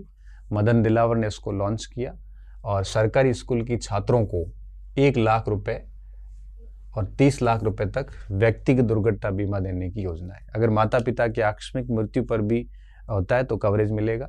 शुरुआत उदयपुर संभाग में की गई, और इसमें भागीदार कौन है? वंडर सीमेंट है, ज्यूरिक, कोटक जनरल इंश्योरेंस है, SBI है, इन सब ने मिलकर इस योजना का आरंभ किया है। तो माता पिता की मृत्यु पर भी बीमा कवरेज मिलेगा, ये बड़ी बात है इसमें। भारतीय रेलवे की पहली और एकमात्र अंतर्राष्ट्रीय स्तर की राइफल शूटिंग रेंज बना दी गई है। कहाँ पे बनाई है? अजमेर में। पैलिएटिव केयर योजना, पैलिएटिव मतलब असाध्य रोगों से पीड़ित मरीजों को घर पर ही देखभाल और फॉलोअप सुविधा देना। ये बहुत बड़ी अच्छी योजना है अगर ये ठीक तरीके से लागू होती है तो। विश्व आदिवासी दिवस 2025 का राज्य स्तरीय कार्यक्रम। आदिवासी दिवस आपको पता है 9 अगस्त को मनाया जाता है और इस बार इसका आयोजन सागवाड़ा डूंगरपुर में हुआ। ये आदिवासियों का केंद्र माना जाता है, बढ़िया सा। और इनकी जो थीम थी इस बार वो थी आदिवासी लोगों और आर्टिफिशियल इंटेलिजेंस अधिकारों की रक्षा और भविष्य का निर्माण। ठीक है। राजस्थान वन विभाग ने ऑपरेशन सिंदूर और इसमें शामिल सैन्य कर्मियों के सम्मान में नवजात ग्रेट इंडियन बस्टर्ड के चूजों का नाम रखा है। तो जो बस्टर्ड के चूजे पैदा किए गए उनका नाम सिंदूर, व्योम, मिश्री, सोफिया, ये सारे नाम रखे गए। ठीक है। प्रोजेक्ट मन, ये CISF ने गत 3 वर्ष पूर्व शुरू हुए प्रोजेक्ट मन का असर मानसिक तनाव और अवसाद से जूझ रहे जवानों के मानसिक स्वास्थ्य पर दिखाई देने लगा है। ठीक है। तो क्या होता है कि जनरली इन फोर्सेज में जाने पर कई बार लोग परेशान भी हो जाते हैं, कई बार परिवार से दूर रहने से मेंटली उनके ऊपर काफ़ी इफेक्ट हो जाते हैं। तो इस वजह से प्रोजेक्ट मन शुरू किया गया था। और जो महानगर है, क्योंकि CISF जनरली महानगरों में ही तैनात होती है, 75,000 कार्यरत 75,000 जवानों सहित उनके परिवारों को मानसिक स्वास्थ्य से जुड़ी मदद दी जा चुकी है। और इससे क्या हुआ, आत्महत्या से जुड़ी लगभग 40% घटनाएं कम हो गई है। तो ऑपरेशन मन का मतलब क्या है कि CISF के द्वारा शुरू किया गया और इसमें मानसिक स्वास्थ्य है जवानों का, उसके ऊपर काम किया जा रहा है। और इसका परिणाम क्या निकला है, पिछले 3 सालों में 40% तक सुसाइड्स कम हो गई है सेना के अंदर, मतलब CISF के अंदर। ग्रीनफील्ड हवाई अड्डा, इसको हमने पहले भी पढ़ा है। ग्रीनफील्ड का मतलब होता है बिल्कुल नया हवाई अड्डा बनाना, पुराने का उत्थान नहीं, नया हवाई अड्डा बनाना। और ये 1507 करोड़ में AII के द्वारा बनाया जाएगा। कहाँ पे? चंबल नदी के तट पे कोटा के अंदर बनाया जाएगा। ये बहुत इंपॉर्टेंट पॉइंट है। और भूमि भी 440 या हेक्टेयर हस्तांतरित कर ली गई है और 20,000 वर्ग मीटर का टर्मिनल भी बनेगा। कोटा में नया हवाई अड्डा होगा। टाटा पावर का घर घर सोलर अभियान, नाम से पता चल रहा है। जुलाई 14 को जयपुर से इसकी शुरुआत की गई और जितने भी आवासीय घर है, इन घरों के ऊपर, छत के ऊपर, हर घर के ऊपर क्या लगाया जाएगा? सोलर पैनल लगाया जाएगा, जो काफ़ी किफ़ायती होगा। और इससे क्या होता है कि उपभोक्ता को अग्रिम राशि देकर शेष राशि आसान भुगतान किया जाएगा और सरकारी सब्सिडी भी मिलेगी प्रधानमंत्री सूर्य घर योजना के तहत। ठीक है ना। अब होगा क्या इसमें ये होता है कि घर की लाइट यूज होने के बाद में अगर एक्स्ट्रा बचती है तो वो आगे ग्रिड को बेच भी सकते हैं। ठीक है। तो लक्ष्य क्या है? 150 मेगावाट अतिरिक्त क्षमता स्थापित करना है और अभी तक 7600 रूफटॉप सोलर सिस्टम है वो लगाए जा चुके हैं। तो टाटा पावर का ये घर घर सोलर अभियान है, इसको 14 जुलाई से जयपुर में शुरू कर दिया जा चुका है। हरियाणा और राजस्थान अभियान, ये 20 अगस्त 2025 तक राजस्थान में 10 करोड़ 24 लाख से अधिक पौधे लगा चुके हैं, जिसमें से 9.83 जो है करोड़ पौधे ब्लॉक स्तर पे लगे, 20 लाख हेक्टेयर भूमि पर पौधारोपण हुआ है और 37.51 लाख पौधे व्यक्तिगत स्तर पे लगे हैं। लाख से साइट्स पर पौधारोपण हुआ है, लाख से साइट्स पर, ये शब्द थोड़ा सही नहीं है। शिक्षा विभाग ने सबसे अधिक पौधे लगाए, 3.25 करोड़। दूसरे नंबर पे है ग्रामीण विकास। अब शिक्षकों को सभी को ये टारगेट दे दिया। अब आप सोचो 150, 200 पौधे कैसे लगाएंगे? पौधे लगाना आसान है, उसको पानी पिलाना, उसकी पूरी केयर करना बिल्कुल भी आसान नहीं है। तो इन्होंने केवल लगाने की बात की है। 2 करोड़ वन विभाग ने और 50 लाख प्रदूषण नियंत्रण बोर्ड ने, इसके लिए उन्होंने अतिरिक्त बजट भी नहीं दिया है। ठीक है। सर्वाधिक पौधारोपण जयपुर में हुआ, 73.58 लाख पौधे, उसके बाद जैसलमेर में, उसके बाद भीलवाड़ा में। सबसे कम डीडवाना कूचामन में हुआ, नया जिला है। और उसके बाद सलूम्बर में 11.57 लाख।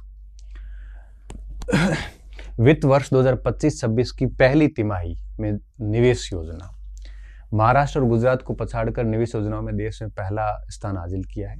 राजस्थान ने 2.69 लाख करोड़ के इन्वेस्टमेंट लाए हैं।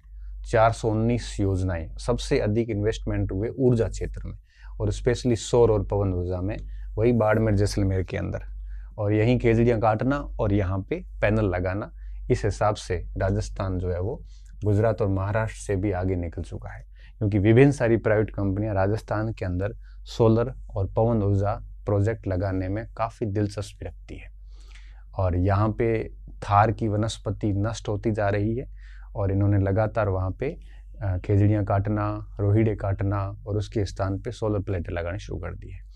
तो इस वजह से यहाँ पे ये ज़्यादा हुआ है। मलाराम माड़ी स्मृति साहित्य सम्मान, राष्ट्रभाषा हिंदी प्रचार समिति श्री डूंगरगढ़ है और ये सम्मान किसको दिया गया? डॉक्टर पद्मजा शर्मा को दिया गया है। ठीक है, इसमें 21,000 रुपये हैं और 37 प्रकाशित कृतियां हैं। इन्होंने कई जगहों पे कृतियां प्रकाशित की है, इसके लिए इनको ये सम्मान दिया गया है। राजस्थानी विद्या निरसन अधिनियम, जो पुराने कानून है, जो अप्रचलित है, अनुपयोगी है, उनको समाप्त करने के लिए एक्ट लेके आए हैं और इसके तहत 45 कानून समाप्त किए गए हैं जो अधिकतर पंचायती राज विभाग से संबंधित है। अब इनका कोई भी व्यवहारिक रूप से उपयोग नहीं होगा। 16 अप्रैल 2025 को राज्यपाल ने इसकी अनुमति दे दी थी और उसके बाद अब इसको एक्टिवली लागू कर दिया है। तो जो राजस्थान की ऐसी विधियां जो कोई काम की नहीं है, उनको निरसन कर दिया गया है। राइजिंग राजस्थान पार्टनरशिप कॉन्क्लेव 2025, अभी ये आयोजन होगा 9 दिसंबर 2025 को। जून में ये डेट थी 10 से 11, ठीक है, अब 11-12 थी और अब ये डेट है वो वापस इन्होंने प्रिटेंड कर ली है और 9-10 दिसंबर होगी। राजस्थानी दिवस मनाया जाएगा 10 दिसंबर को। हम बहुत डिटेल से बात करेंगे जब ये राइजिंग राजस्थान हो जाएगा। उसके बाद आंध्र प्रदेश, गुजरात, केरल को इन्होंने भागीदारी स्टेट बनाया है इस समय। और राइजिंग राजस्थान में आपको पता है कि निवेशकों को आकर्षित किया जाता है, निवेशकों के सामने ईज ऑफ डूइंग बिजनेस के प्लान रखे जाते हैं, निवेशकों को कहा जाता है कि आप राजस्थान में व्यापार करें। इससे प्रेरित होकर निवेशक जो है वो मेमोरेंडम ऑफ अंडरस्टैंडिंग MOU करते हैं और उसके बाद में उसको मूर्त रूप देने का काम किया जाता है। तो राइजिंग राजस्थान पे हम डिटेल से कब बात करेंगे? दिसंबर के महीने की क्लास में करेंगे। समसा समग्र शिक्षा राजस्थान, 3900 करोड़ रुपए सरकार ने स्वीकृत किए हैं। केंद्र सरकार ने 3200 करोड़ रुपए और साथ में 3200 करोड़ रुपए केंद्र की तरफ से, 700 इनकी तरफ से हैं, तो टोटल 3900 करोड़ रुपए की स्वीकृति मिली है। ठीक है, जो समसा के अंतर्गत है, तो डेफिनेटली विद्यालयों के लिए इंफ्रास्ट्रक्चर निर्माण वगैरह आसान हो जाएगा। मेगा गांव, ये बहुत इंपॉर्टेंट, ये आपने आकल वुड फॉसिल्स पार्क सुना होगा, उसके पास में ही मेगा गांव, और यहाँ पर ये फतेहगढ़ उपखंड जैसलमेर में है और यहाँ पर आपके कुछ डायनासोर, पुराना डायनासोर, जुरासिक काल के डायनासोर के अवशेष हमें यहाँ से प्राप्त हुए। किसको प्राप्त हुए? डॉक्टर नारायण दास एणिकिया को यहाँ से प्राप्त हुए हैं। तो ये उड़ने वाले डायनासोर जैसी संरचना है, ब्रेविट फॉसिल्स हैं और हजारों सालों पुराना ये एक प्रकार से अवशेष है। तालाब के पास में मिले, काफी लंबी चौड़ी, अखबार में काफी एडिंग में रहा था ये। राजस्थान में English and foreign language university and language lab स्थापित की गई है।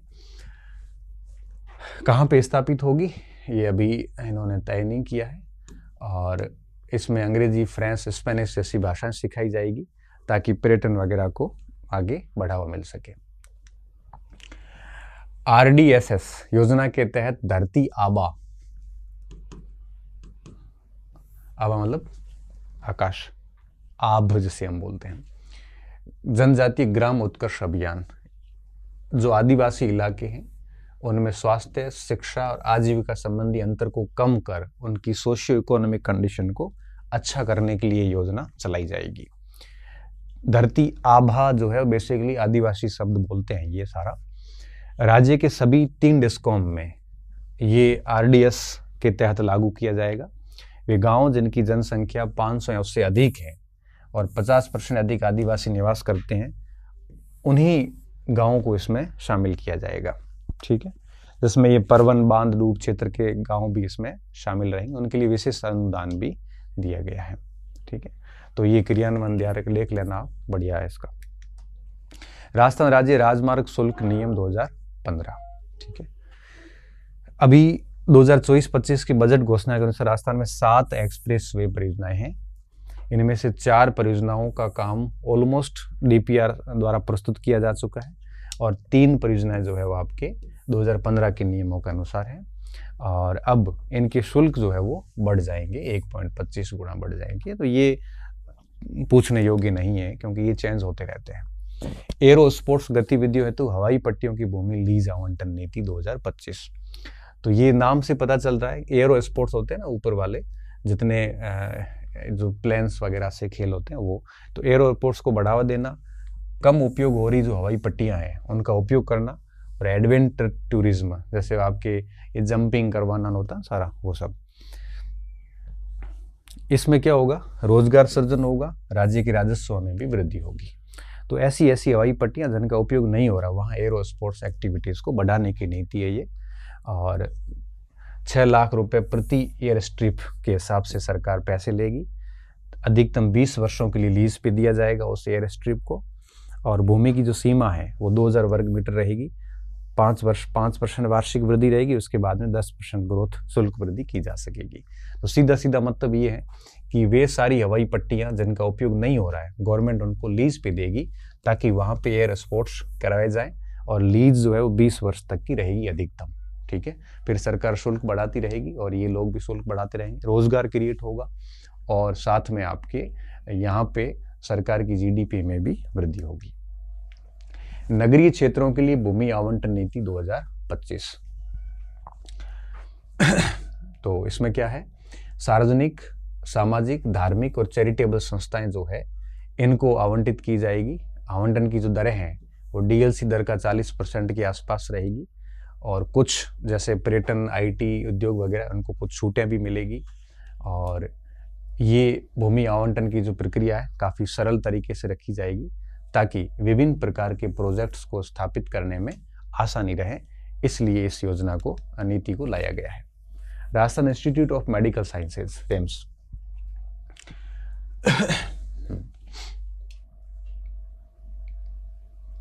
बजट 2024-25 में Rajasthan institute of medical science बनाने का निर्णय लिया जयपुर के अंदर। ये एम्स की तर्ज पे बनाया जाएगा, ठीक है। और इसमें सुपर स्पेशलिटी सेवाएं जो है वो दी जाएगी।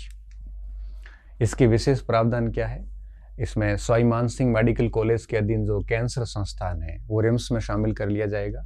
और इसमें कर्मचारी वही रहेंगे जो वर्तमान में है वहाँ पे, ठीक है। प्रशासनिक ढांचा क्या है, राज्य का जो मुख्य सचिव है वो आपके आरआईएमएस का अध्यक्ष होगा और निदेशक की नियुक्ति आरआईएमएस के प्रमुख दायित्व निभाने हेतु की जाएगी।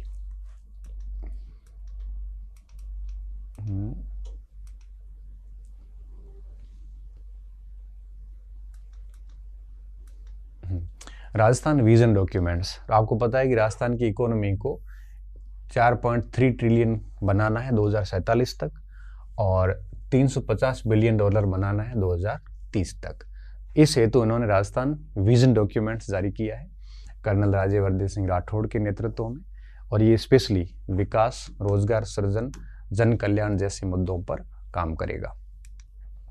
राष्ट्रीय शिक्षक पुरस्कार, देश भर के 45 शिक्षकों को सम्मानित किया किसने, राष्ट्रपति ने। राजस्थान से किसको सम्मान दिया है, श्रीमती नीलम यादव को टपुकड़ा से है जो कि खैरथल तिजारा से हैं। इसके तहत एक प्रमाण पत्र होता है, 50,000 रुपए की राशि और एक सिल्वर मेडल दिया जाता है। बहुत इंपॉर्टेंट है, इसका ध्यान रखना आप। खेलो इंडिया वाटर स्पोर्ट्स, इसका पहला संस्करण डल झील में हुआ श्रीनगर के अंदर 21 से 23 अगस्त 2025 को, ठीक है। 36 राज्य और केंद्र शासित प्रदेशों के 400 से अधिक खिलाड़ियों ने इसमें भाग लिया।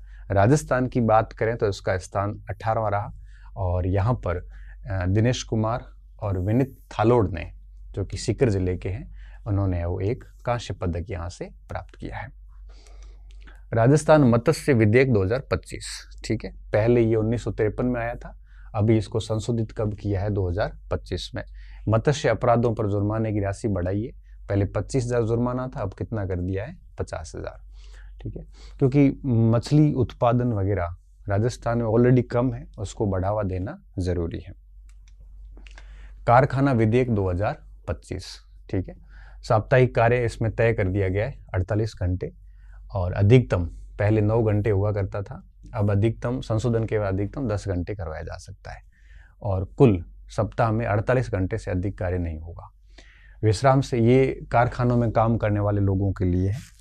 विश्राम पहले 5 घंटे, संशोधन के बाद 6 घंटे, 6 घंटे इसके बाद विश्राम करवाना पड़ेगा। कुल कार्य अवधि विश्राम सहित अधिकतम 10.5 घंटे थी, अब बढ़ा के 12 घंटे कर दी है।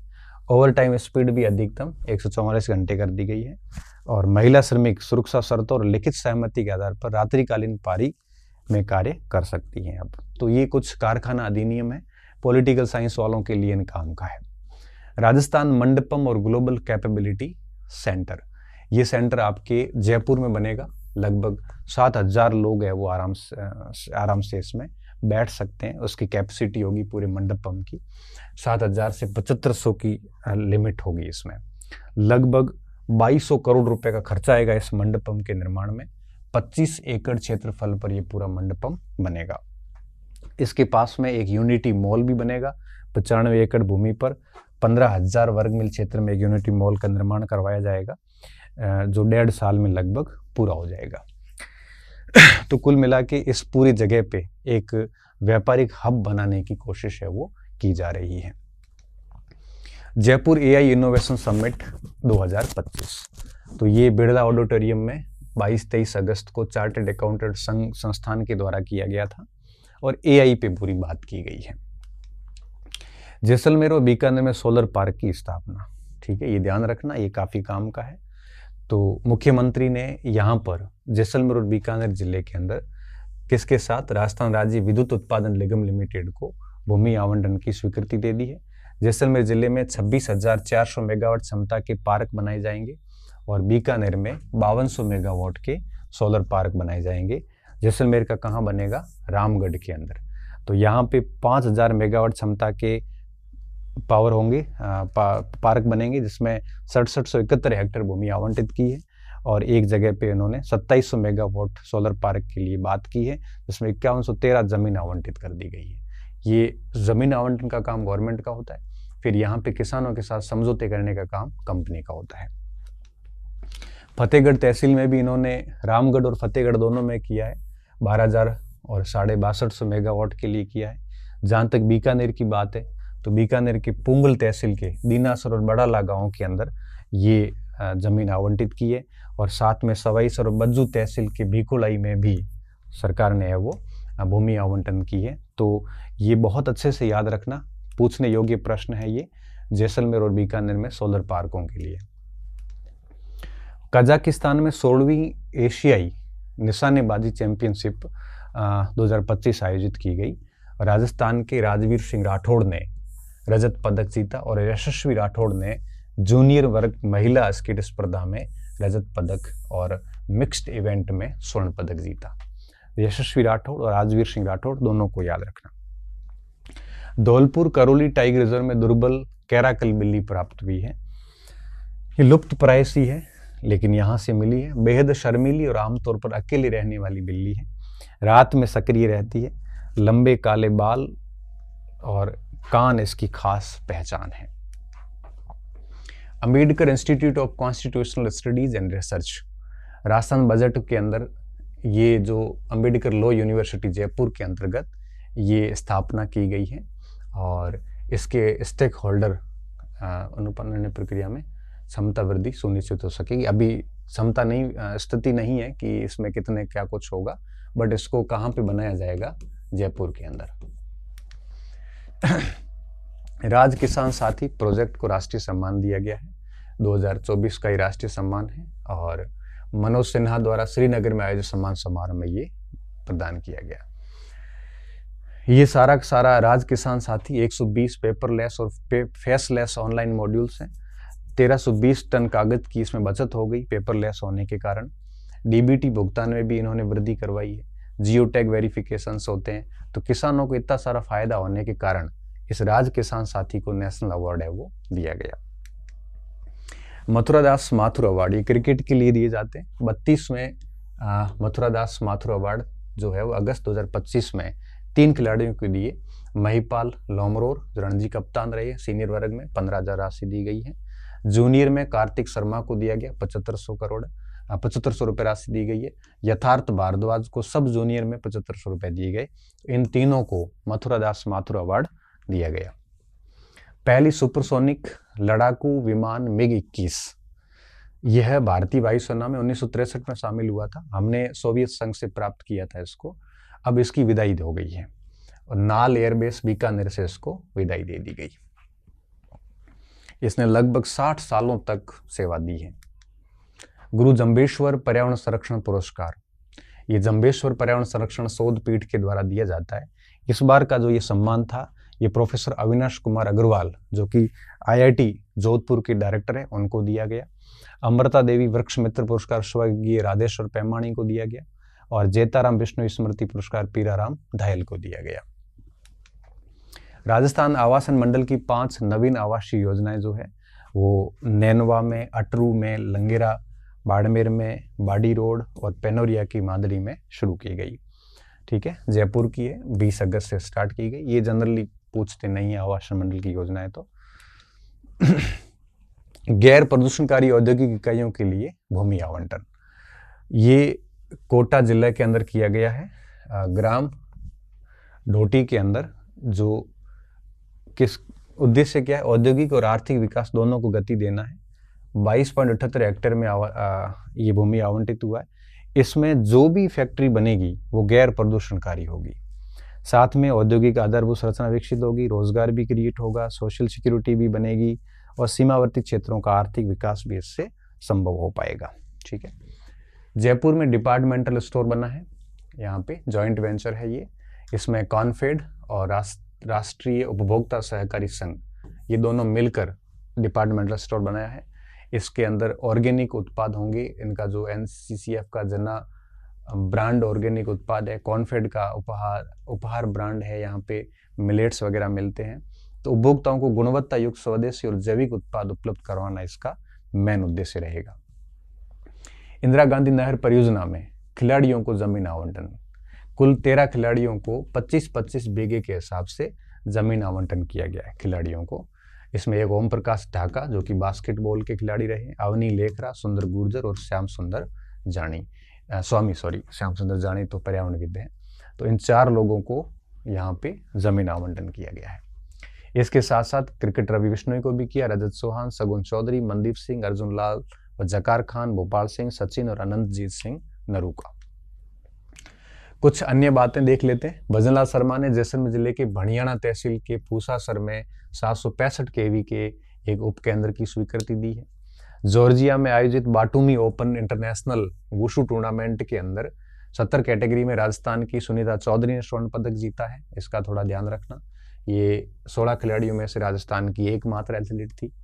हाईकोर्ट ने स्वतः संज्ञान लेते हुए जयपुर के डोल का बांध 1 और 12 के शाहबाद संरक्षण रिजर्व में कई सारी हजारों वृक्षों को काटने की राज्य सरकार की कार्रवाई पर अस्थायी रूप से रोक लगा दी गई है।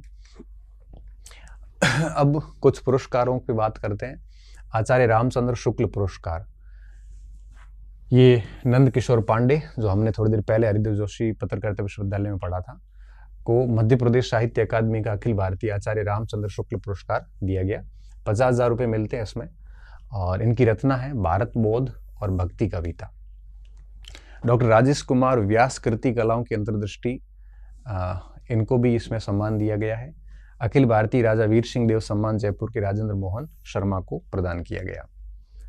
अरशद खान ये बॉडी बिल्डर हैं और एशियाई चैंपियनशिप में 100 किलोग्राम कैटेगरी में गोल्ड जीता इन्होंने।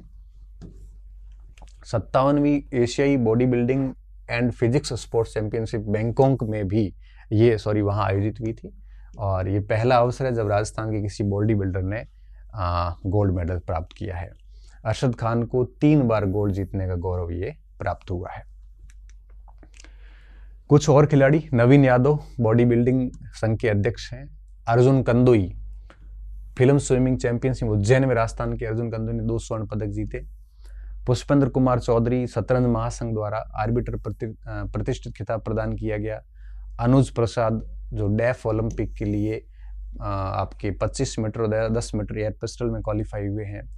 अंकित कुमार सोहू अंतर्राष्ट्रीय ट्रांसप्लांट गेम्स में जेवलिन थ्रो में उन्होंने रजत पदक जीता है।